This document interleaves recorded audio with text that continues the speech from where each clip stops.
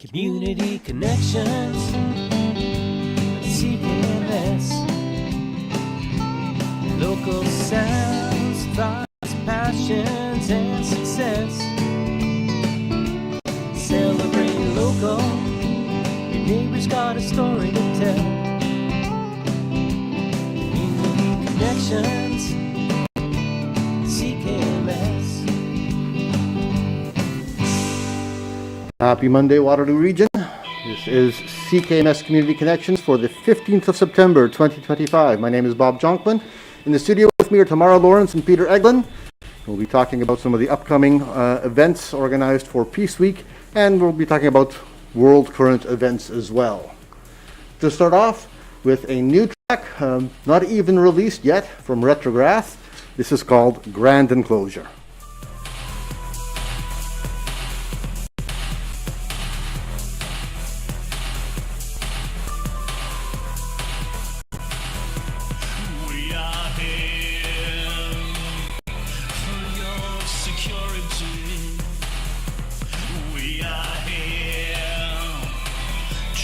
Protect your souls. We are here for a common paradise. Join hands with threats from the outside world. Bring bricks and fences to the walls. Freedom kept by mind control.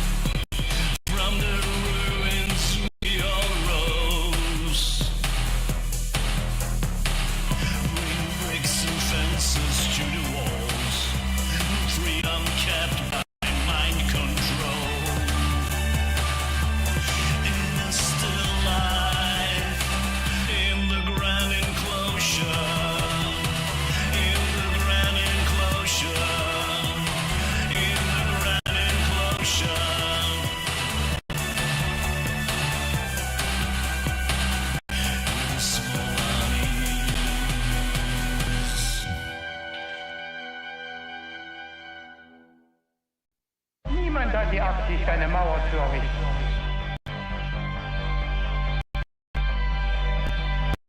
Niemand.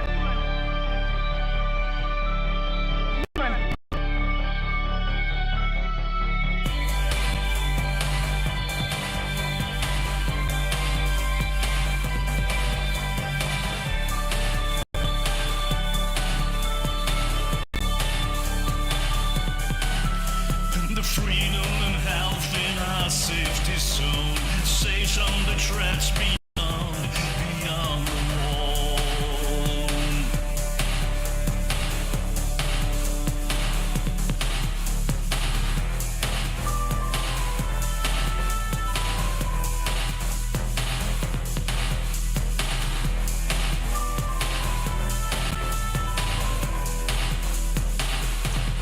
We are trapped inside a nation, inside a nation of disbelief. In the grand enclosure, in the grand enclosure,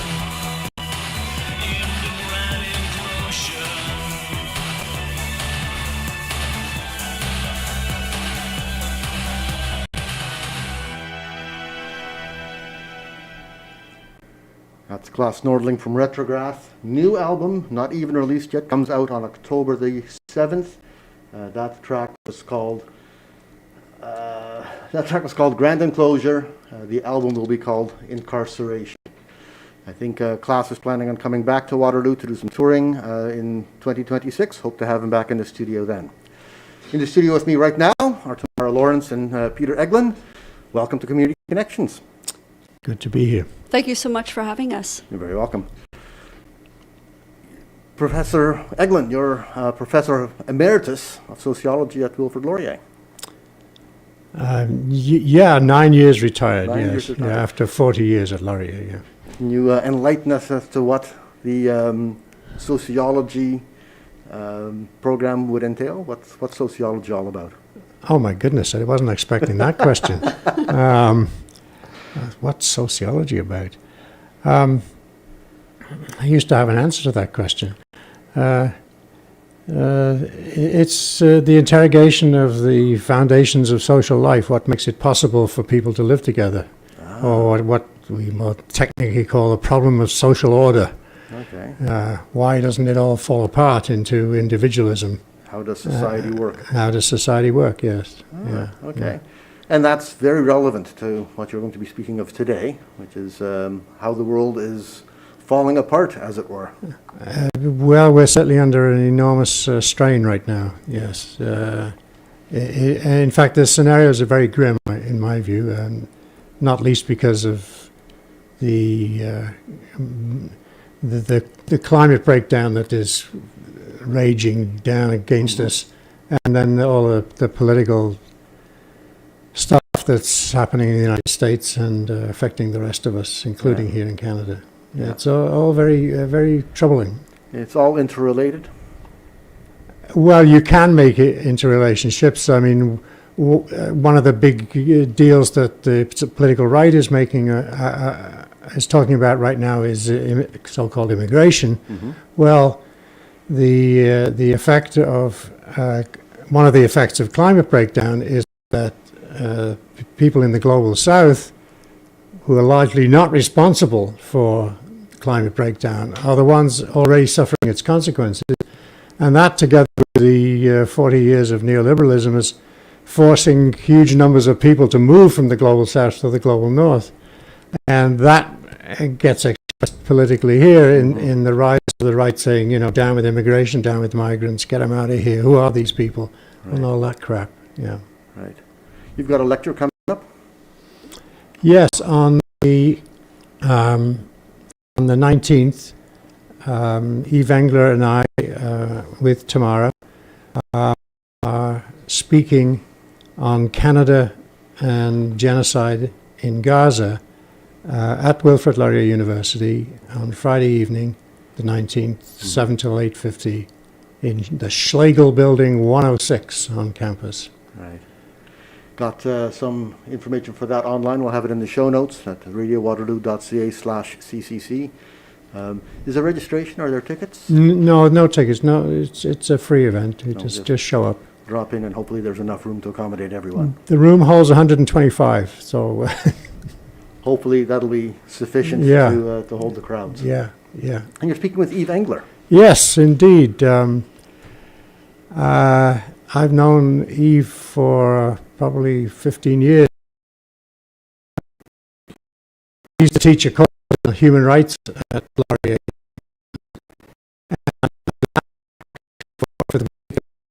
When about it, it was about Canadian involvement in international terrorism in the rest of the world. Mm-hmm.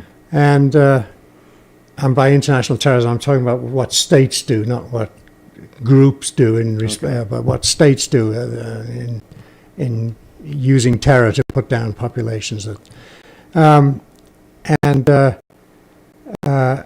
I say, I liked the textbook, and then I came across by somehow or other this book called The Black Book of Canadian Foreign Policy, around about 2008-9, somewhere around there. Okay. And I thought, boy, that's exactly what I need.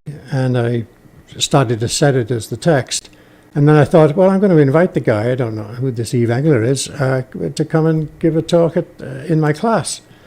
And so that happened, and I think we repeated it maybe 3 or 4 times, and we became friends. He would stay at my house, and then I started reading his other books, which he kept producing. He's got about a dozen now, and I really like him, and I like his politics. Yeah, yeah. Tamara Lorincz, welcome back to Community Connections. You've known Eve for a long time. I have known Eve even longer than Peter has known Eve. I've known Eve for over 20 years, so we've been working together on different activism, on different campaigns related to Canadian foreign policy, if it's on Canada's complicity in the long-going Israeli occupation of Palestine, Canadian foreign policy in relation to Haiti, for instance. Eve and I worked on the campaign to call attention to Canada's involvement in the overthrow of the democratically elected government of Jean-Bertrand Aristide in 2004. And today, Haiti, the poorest country in the Western Hemisphere, still does not have an elected government. I mean, what Canada did to Haiti is something that really needs to be well known to all Canadians. But on Canada's role in the war in Iraq, Canada's combat mission in Afghanistan, all of these things that Canada has done in the world have been very deadly, very destructive, have undermined democracy in other countries. And so we've supported each other in the work that we've done to try to get Canada to change course and have a foreign policy that's premised on peace and international law and on justice and on sustainable development. And then I should mention that Eve and I came together as well with a group of other people in 2020 to prevent Canada from getting a seat on the UN Security Council, because we knew that if Canada was on this most prestigious international body for peace and security, that it would actually rubber stamp American and NATO aggression on the council, and so we wanted to keep Canada off because Canada's record on foreign policy has really been so egregious, and we just didn't think Canada deserved a seat. So we worked with a group of people for about 9 months. We launched a multilingual international campaign targeting embassies and ambassadors, and we did this incredible social media campaign and traditional media to try to get the message out that the international community should not vote for Canada to have a seat on the Security Council. And then from there, Eve and I and the other group of people, we stayed together and we launched something called the Canadian Foreign Policy Initiative, CFPI, and we do lots of events, and we are co-sponsoring this event that Eve and Peter are going to be speaking out on Friday. I really encourage the community to come out because both of them are going to be speaking about their books that they have written on what the West, what Israel and the West has been supporting against the Palestinians. So maybe we could take a minute to have Peter talk about his new book. Eve has written the book, Canada Building Apartheid with Israel. And so he'll be speaking about that book and bringing his books, of course, to sell. But Peter should maybe take a minute now to talk about the book that he's just written. Well, thanks for that very fine introduction, Tamara. The book is called Analyzing the Israel Effect in Canada. And it's an account of various episodes in my own experience. It's in 2 parts. The first part is about the media, and the second part is about the university. And my own encounters with trying to get recognition from what you might call the intellectual class in this country to what Israel was doing to the Palestinians.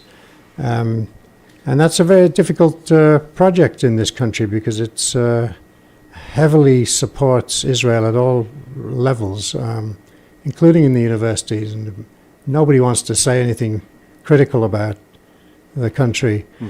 So for example,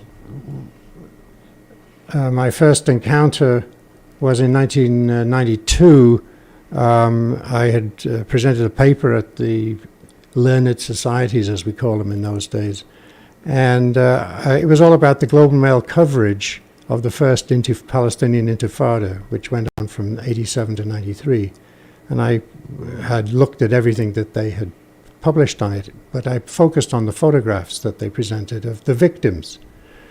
And as you might expect, there were plenty of Jewish Israeli victim photographs, but no pictures of Palestinian victim photographs. And of course, the Palestinian victims were far more numerous. And these photographs came from From wire media? photos, from newspapers, right? Right. So they never made it into the Globe and Mail. And so I thought I should present that to the Globe and have them, respond. And I wrote the paper. I sent it to the Globe and Mail. I got a reply from William, what's his name? I forget his name now. He was then the chief editor of the Globe. Anyway, he wrote me like a 4 line reply saying, you write from an admittedly impassioned position. With respect, the results are trivial. And that was it, and then signed it. So I felt pretty. I've never had anything published in the Globe and Mail about this. So that was the beginning of it. In this, there's a chapter on the response that happened at the universities and in the public when the Record, under John Rowe, then editor of the editorial page, published a short piece of mine in 2006 after the war on Lebanon. And there was a huge outpouring of flack and calling for my, dismemberment and resignation and so on, and all kinds of stuff. And in 2009, I went on a kind of campaign at the university to respond to Operation Cast Lead, in which Israel was attacking Gaza in January of 2009. And I was calling on the university to respond to it, since the Islamic University of Gaza had itself been attacked and bombed. Students, people sheltering in a UN school had been killed. It seemed to me that it was appropriate for an intellectual institution, for an academic institution, to respond to that, a fellow university, Right. And of course, no such thing happened, and there were attempts to stop me from speaking, but people rallied round, and we did get some debate going, which was good. So the book is a record of various attempts of my own to get something going, either in the media or at the university, and what happened. Did your activism at the university affect your career path? I was a full professor. I was with tenure, so I was probably the most protected kind of person, intellectual, if you like, Yes. there is in the country. And that I could get away with this stuff. They weren't. There was never a move to try and fire me or anything. And one time I had to go to the union because I was asked to write a short piece on the Palestinian issue in 2001, following my colleague writing from a Zionist position that had something put up on the university website, and it got a lot of flack from students. So I was asked to write a kind of counter to it, which I did. And it came out on September the 10th, 2001, the day before September the 11th, 2001. So it came out on the 10th, was up on the website of the university. On the 11th, I was told that the president had ordered it taken down. He didn't have my colleague Barry Kay's paper taken down. Mine was taken down. I went to the union over that, and they put it back up in late September for 5 days, and so I was vindicated. Drawing some poorer correlation between the piece that you wrote and the events that took place on September the 11th. Yeah, that's right.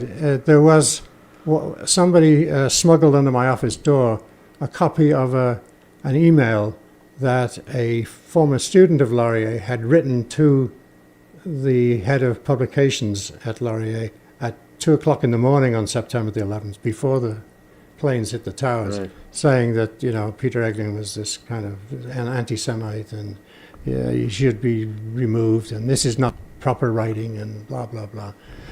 I think that had some effect on why it was taken down. Although the official reason was public safety issues. That public safety was somehow endangered by what I'd said. Right. It's, the pen being mightier than the sword. Let's hope so. Yeah. Yeah. So that's some of the contents of the book. And my target really is fellow intellectuals, what we have failed to do in responding appropriately to what Israel has done to Palestine. And you said this is the first of two parts?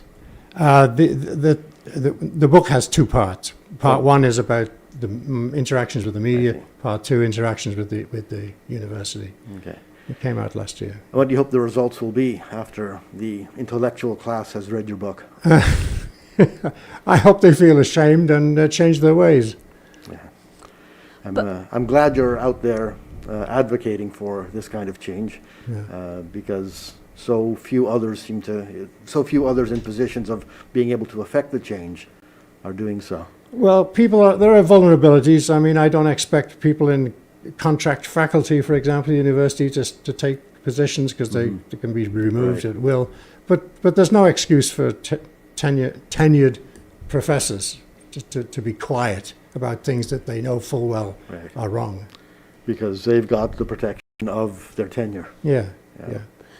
Can I respond to what Peter just said? So, Peter mentioned that he's been retired for the past 9 years, and I'm currently a PhD student at Wilfrid Laurier University, and I'm at the Balsillie School of International Affairs. It's a school on international affairs. So what is going on right now in Palestine should be a topic that we are seriously and fully and comprehensively discussing. And discussing it in a way is, how do we get Canada to be a country that's helping to end this injustice, ending the genocide, ending the dispossession? Because as Canadians, we understand settler colonialism. We understand the impacts of how we've treated Indigenous people in this country.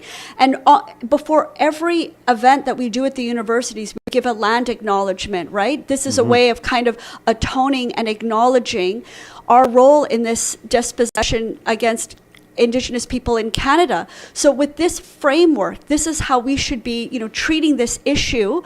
The genocide in Gaza, we should be using the same kind of lens, but this is not what I'm seeing at the universities. There's really been a suppression of dialogue and debate about Palestine, and as well, as a School of International Affairs, we also are not talking seriously about Canada's role in the war in Ukraine, Canada's role in arming Taiwan against China. We are not seriously looking at how Canada is fueling and fomenting conflict in the world, and how we really need to get to peace. So I'm really troubled by the state of the universities right now, not being places where we're welcoming diversity of opinion, where we're really committed to these values of peace and justice and international law and sustainable development. And then I want to add too that the universities are complicit in this by their silence. There has not been a single statement by the University of Waterloo or Wilfrid Laurier University about the starvation of the Palestinians since March. In the beginning of March, Israel blocked all of the food, water, medical supplies. They're heavily bombing right now. And there's been no statement, but 2 weeks after Russia invaded in Ukraine, this was an invasion that was totally provoked by NATO. Within 2 weeks, there were statements by the universities. There's been no statements, calling for an end to the genocide, an end to the starvation in Palestine, especially when we have things like B'Tselem, the human rights organization in Israel, saying this is a genocide, when we have the ICJ saying, the International Court of Justice saying this is a genocide, where we have Amnesty International and other organizations saying this is a genocide. So this is clear what's going on. So I'm really, as a student, I'm deeply troubled about the state of our universities right now, their failure, their timidity, their to speak out and stand up and, call for an end to this. So I think that it also, just listening to what Peter said, that we really need to reflect upon the state, the role of the university in society. Like, what should the universities be doing? How should they help us get to become a society that we can live together in harmony, not just here in Canada or just here in Kitchener-Waterloo, but globally. And that's really what the universities should be doing. But I'm very concerned about their privatization, their corporatization, their reproduction of the dominant narratives coming from the government, and so I think that generally Canadians should be concerned about the state of our universities, especially when how they've behaved, how they've acted in the face of a genocide. Seeing that the university has not acknowledged a current world event taking place, and since it's a School of International Affairs, not recognizing that there are international affairs taking place, how much can you trust the program that you're participating in? Well, I am concerned that, like I said, that it is reproducing the dominant narrative. A university should be a place where we are doing good evidence-based analysis, where we're listening to a diversity of opinion, and then coming to trying to really understand situations, right, through debate, through dialogue, through evidence-based research. This is what we should be doing. But there seems to be an unwillingness, a reluctance by institutions to have the fulsome debates about international affairs and to critique Canada's role in these international conflicts. There's a reluctance to do so, but this is a problem because by ignoring, willfully being blind to what Canada is doing in the world, by not holding Canada accountable, we are perpetuating the problem. So this is why we've gone from, for instance, Canada arming Israel for decades, and the arms exports have increased, and they have been continued to carry out during the genocide. We've had Canada illegally bomb Yugoslavia with no accountability in 1999, then engaged in a 12-year combat mission in Afghanistan, killing children with no accountability. Then we've had Canada covertly engaged in the war in Iraq with no accountability. Canada bombing Libya with no accountability. Canada arming Israel and Ukraine, fomenting conflicts with no accountability. So, but the university has a role in all of this by saying, let's really talk about what's going on, and then how do we really end this, and being willing to support voices and research that are calling attention to these issues. And that's where we really need to be at the university. But what I'm seeing is that academics and students who have divergent opinions, and I have an opinion that's very much motivated by peace. We are being more marginalized. We are being shut out. We are not getting research funding. We are not getting positions at the university. And that's what's happening, and that's what I'm really very concerned about. So we saw what happened to Peter, and things are just getting worse because we're not dealing with these issues. Is your position as a student at the university in jeopardy from your activism? Well, I think that I definitely have. I know that I have received, that the university has received negative emails about me in the community, but I just want to re-articulate to listeners that I am a long-time peace and environmental justice activist. So I'm deeply committed to peace, nonviolence, protecting the environment, protecting the climate, protecting children, following international law. I also have a law degree, so I care very much about our country following international law, but that's not what I'm seeing. And so as an activist, yes, and as an academic, I tried to combine good, solid, evidence-based analysis that gives me the confidence to, articulate the views that I have. And then I'm deeply committed to these principles, because these principles are principles that the world has committed, for instance, in the UN Charter. I would like to see Canada implement the UN Charter in how it's operating in the world. And I would like to see our universities being, truly committed to these principles as well. And, we don't even have a Canada research chair on peace in this country. We are now, we've become very highly militarized. Our universities have become very highly militarized spaces that have that are complacent with greater violence in our communities and by our militaries and in our foreign policy. And this is extremely problematic to me. Right. And so that's not just the Department of International Affairs, it's not just the Department of Sociology. This extends out to physics and engineering, where these mainstream ideas of anti-peace and violence are being put into practice. Well, let me just respond to that really quickly by saying the University of Waterloo, for example, is a member of the Canadian Aerospace Defence Securities Industry, CADSE. CADSE is the host of the biggest arms show that takes place in North America in Ottawa every May. Why is the University of Waterloo training their students to be able to produce weapons for General Dynamics and Lockheed Martin and L3 Harris? And these are the weapon systems that are being used to bomb and to kill and to injure, to maim, to destroy Palestinians in Gaza. Why is this acceptable, and why aren't we having a serious debate about this at the University of Waterloo? Why are we doing this kind of research? And why is my institution, the Balsillie School of International Affairs, not seriously having discussions about these issues and saying, how do we change course?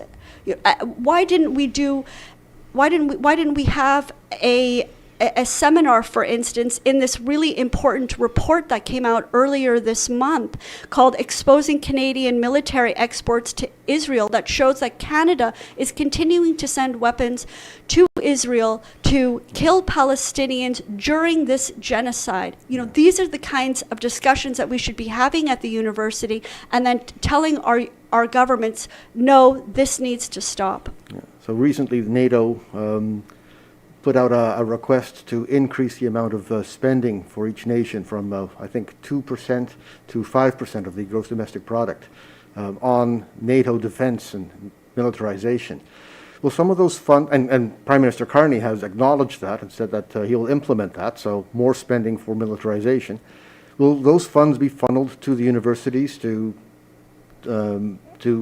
enhance the programs that develop weapons? Oh, no doubt. So we don't have the details about how Canada is going to, increase military spending, because we don't have the new budget under the Carney administration, but we're expecting it in the fall. But let me give you an example of what's happened in the past. So in the past 10 years, from 2014 to 2024, Canadian military spending increased 100%, from $20 billion to $41 billion.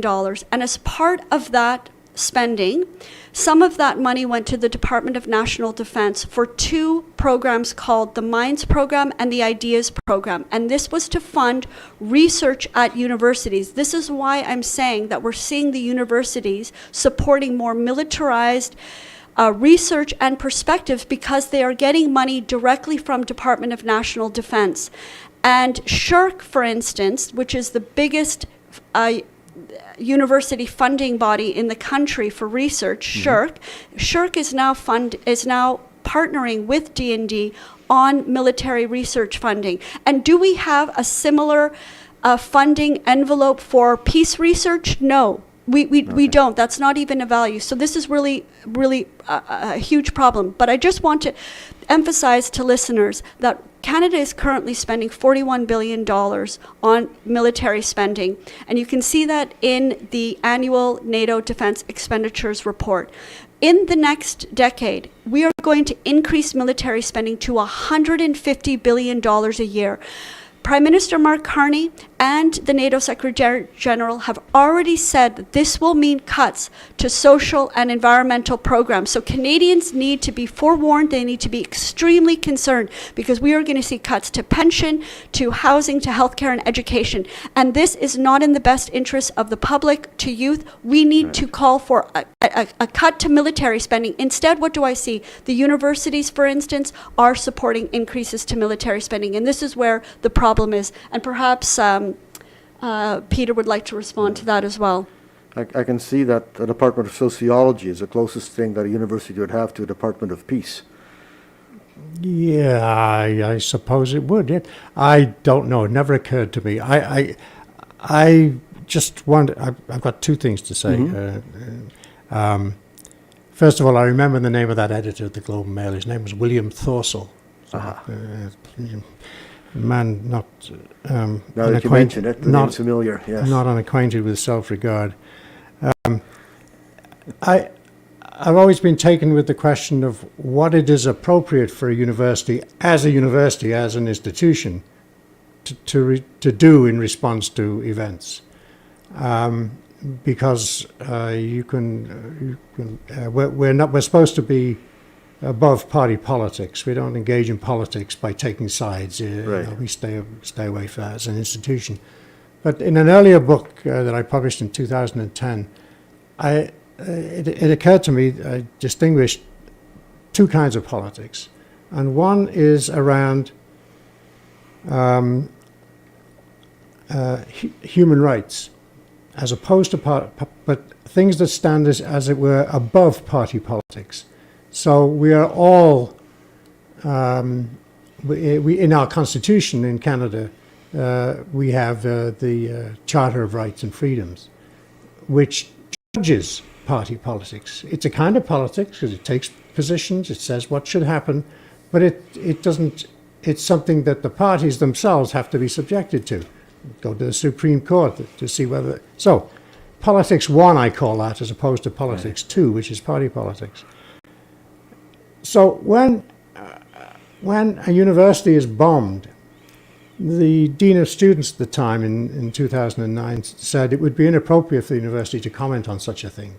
He said that publicly. And I was so outraged by that, but I was trying to think, what is the basis upon which I can criticize that? And I made this distinction between politics 1 and 2. Right. The university's motto at Laurier is Veritas omnia vincit, truth conquers all. And if you look at the university's own mission statements, it's full of resounding humane values, and including the notion of justice. We're all supposed to, subscribe to that stuff. Well, goodness gracious, in the case of Israel and Palestine, the injustice is glaring. Mm-hmm. You could not possibly justify not commenting when a university itself is attacked. Same for journalists. Journalists have been killed willy-nilly in Gaza. Surely the national bodies of journalists would want to respond to that, whichever side they think they're taking. But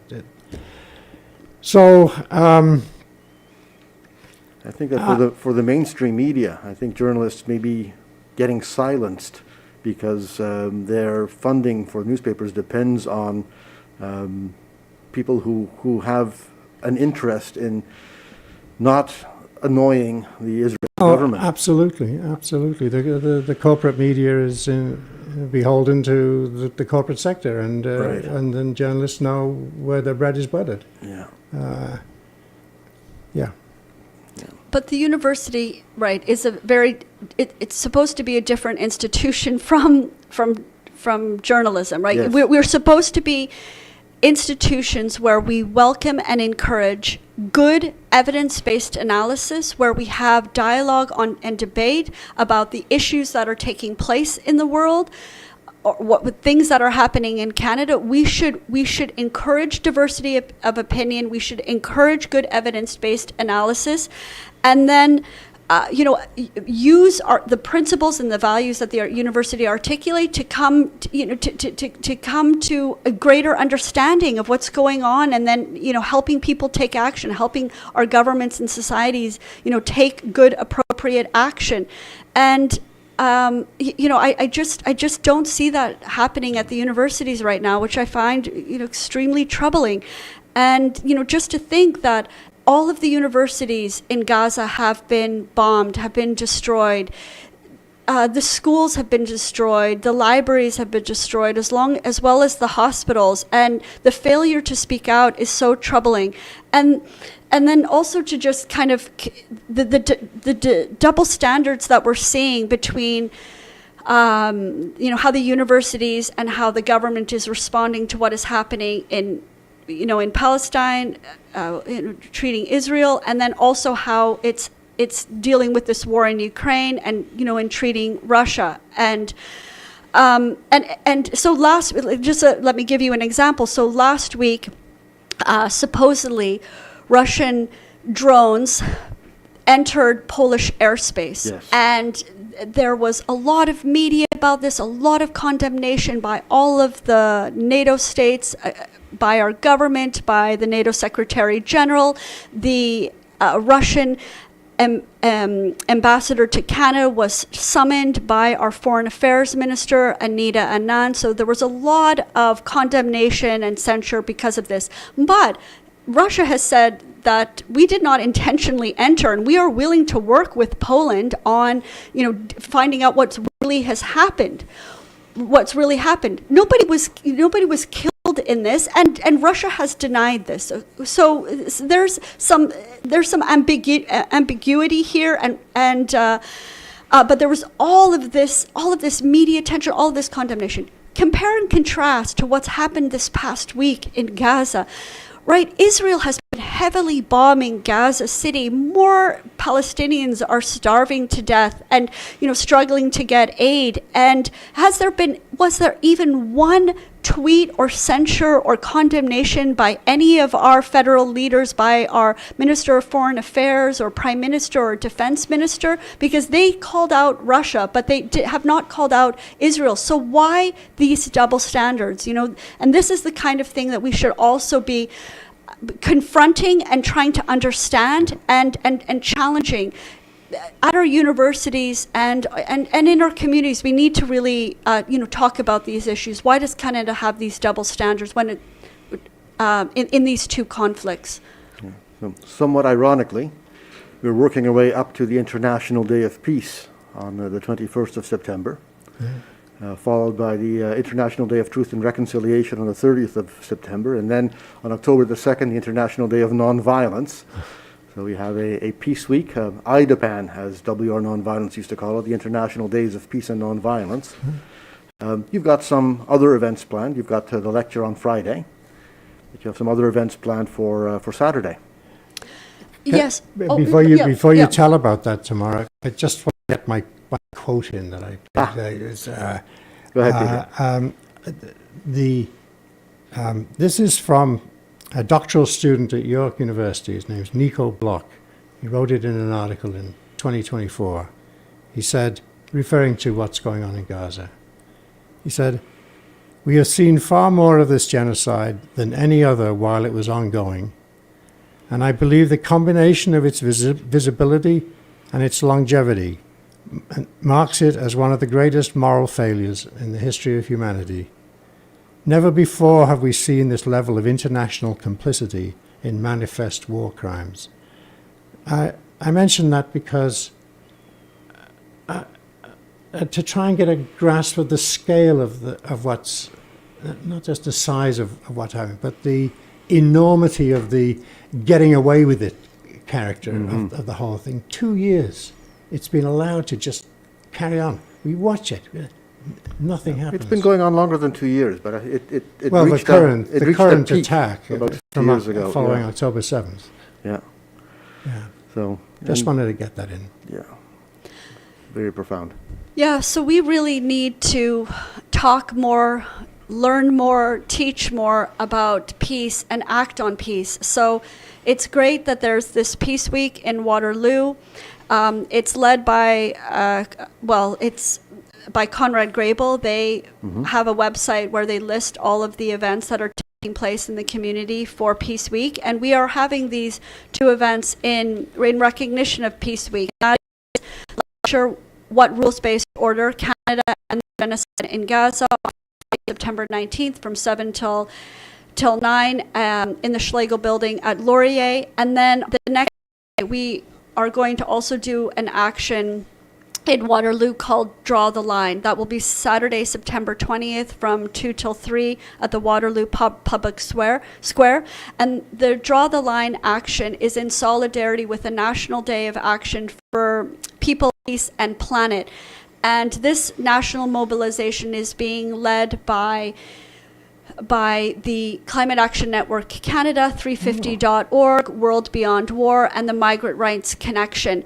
So trying to bring together all of these justice issues and raising awareness in the public, and also putting pressure on our elected leaders that we want Canada to change course domestically and in foreign policy. So I'll just read quickly the 5 demands for this Draw the Line Day of Action for People, Peace and Planet. And it is, number 1, put people over corporate profit, fund our families and communities.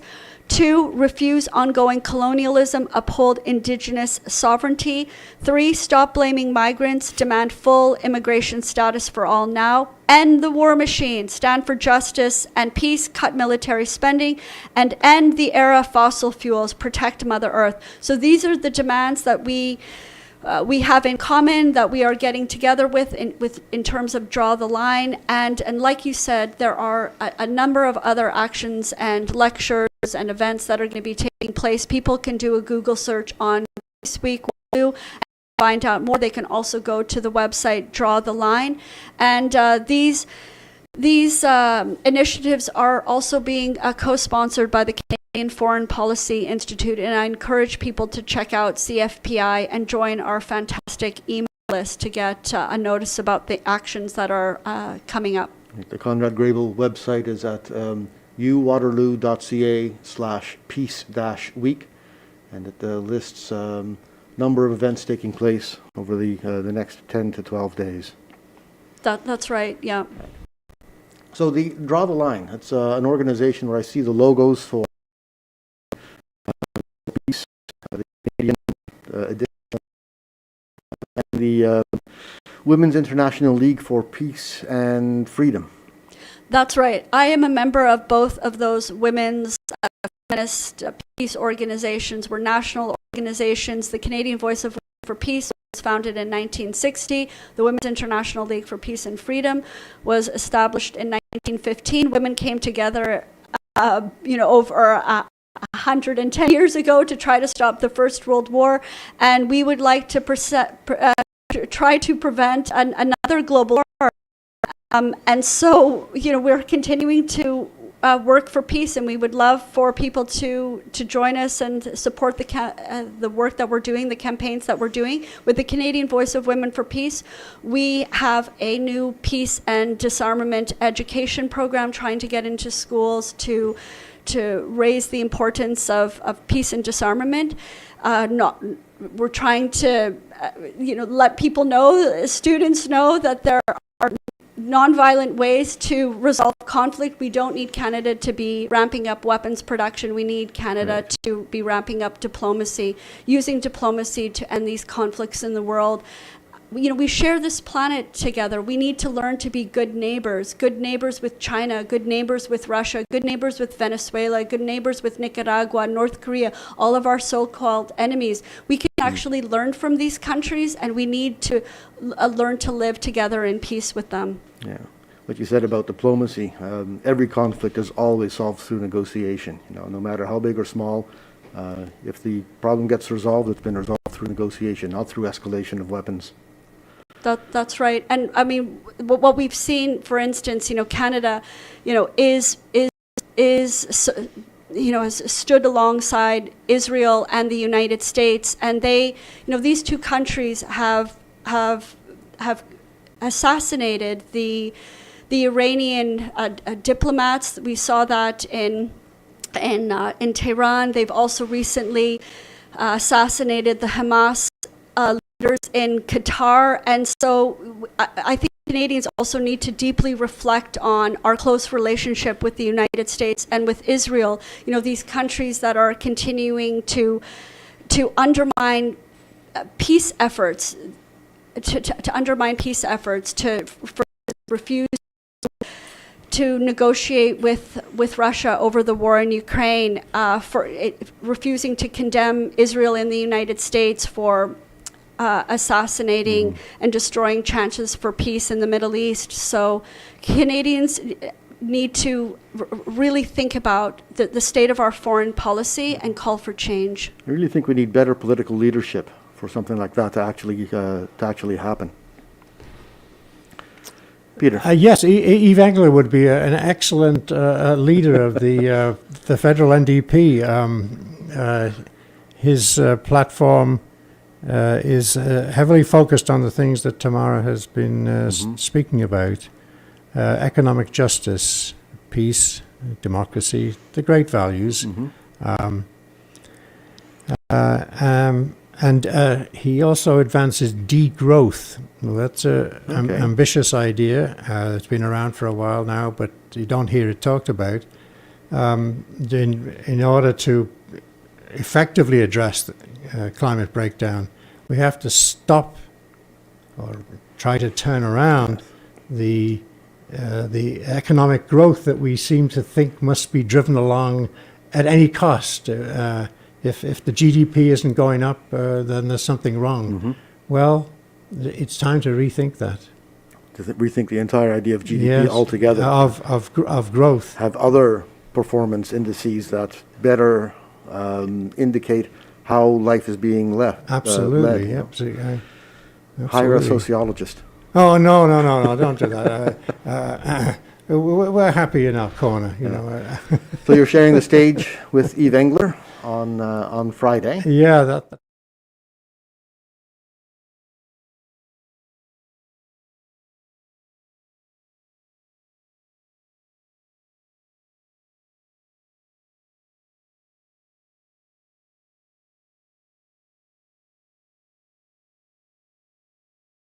Another speaking tour. He's in Toronto on the 18th. He is in Kitchener, Waterloo on the 19th. He's going to the ONDP convention on the 20th in Niagara Falls. And I believe he's speaking in Hamilton that night. Huh? And then I don't know what else he's doing. But he's on his way around the place. And this is not necessarily a leadership campaign tour. This is... well, it is principally that, I think. Yeah, it's to raise public awareness about his campaign and to garner support for it. People can find out more. He's got a website, Eve Engler, and he also has Eve Engler for NDP leadership. Okay. And people can find out more and support him. But I really encourage people to come out. We need change in all of the political parties. Yes. We're in this state where we are facing, catastrophic climate change, greater economic disparity. We're seeing more poverty in this country, and we need new political leadership. We need better media. We need our universities to step up. So we want to have a good future for our younger generation. So it's going to require us to pull up our sleeves and to start working now so that our children, have a good future. This is really important for young people. That's our responsibility. The unemployment rate among young people is quite alarming right now. It's up around 17, 18, 19%. The poverty in this country should be really concerning to people as well. Greater disparity between the rich and the poor, more homeless encampments across the country, greater use of food banks. And just a couple of days ago, on the front page of the Waterloo Record was more food insecurity for young people, for students. And so this is why we are working so hard to try to stop this increase to military spending, because it's taking wealth out out of the public and into the pockets of the weapons manufacturers, most of them in the United States. And we need to keep that funding in Canada to invest in our young people, to invest in green jobs, to invest in community resilience, healthcare, housing, education, all of the needs of Canadians. So we need Canadians to help us to get involved with the Canadian Foreign Policy Institute or the Canadian Voice of Women for Peace or WILP. There's lots of ways to get involved in the community, both locally and nationally, and we need people to work with us so that we can change course and have the kind of future that our young people really deserve. Chances are, no matter which way you turn to provide assistance, you'll run into Tamara, who's at the forefront of many of these organizations. What's in your immediate future, Tamara? What's happening in the next few days? Well, I am going to be promoting these events that are taking place on Friday with Eve, and then Saturday Draw the Line, and of course International Peace Day is happening on the 21st, and then I will actually be going to Toronto on Sunday because the Toronto Association for Peace is going to be having this big people's hearing on military spending. It's called a piece of the pie, a people's hearing on military spending, and it's going to also include labor organizers, community organizers, and we are going to be working on a national campaign. This is open to the public. People can register. You can just do a Google search on the People's Hearing on Military Spending and join us in Toronto this Sunday, the 21st, and I'll be there speaking, and alongside of many other people, and be working on a campaign to stop this increase to military spending. Okay. And Peter, after Friday, what will you be doing? Oh my! Well, I'll be going to I'm a delegate for the Kitchener Centre NDP Riding Association to the convention in Niagara Falls.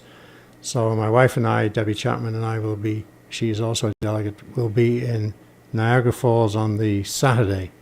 We can't get there on the Friday because of this talk we're doing on the Friday evening, but we'll be there on the Saturday and I think the Sunday as well. Okay. Yes. I just want to give a plug to my good wife, who's a city councillor in Kitchener. Since we touched just briefly there on local issues and housing and homelessness are huge problems in this country. She has been advocating a definition of affordable housing that is 30% of a full-time minimum wage. Okay, we'll have to bring Debbie Chapman into the studio at some point so you she need can to talk about to that. her. Yeah. We're listening to CKMS Community Connections. In the studio we've had Peter Eglin, Professor Emeritus of Sociology at Wilfrid Laurier University, and Tamara Lorincz, a student at the International School of Affairs, the Balsillie School of International Affairs. CKMS Community Connections is produced by Radio Waterloo, sponsored by Radio Waterloo. Executive producer is Jennifer Strong. My name is Bob Jonkman. CKMS Community Connections airs every Monday at 11 o'clock, alternate Fridays at 3 p.m. I'll be back then.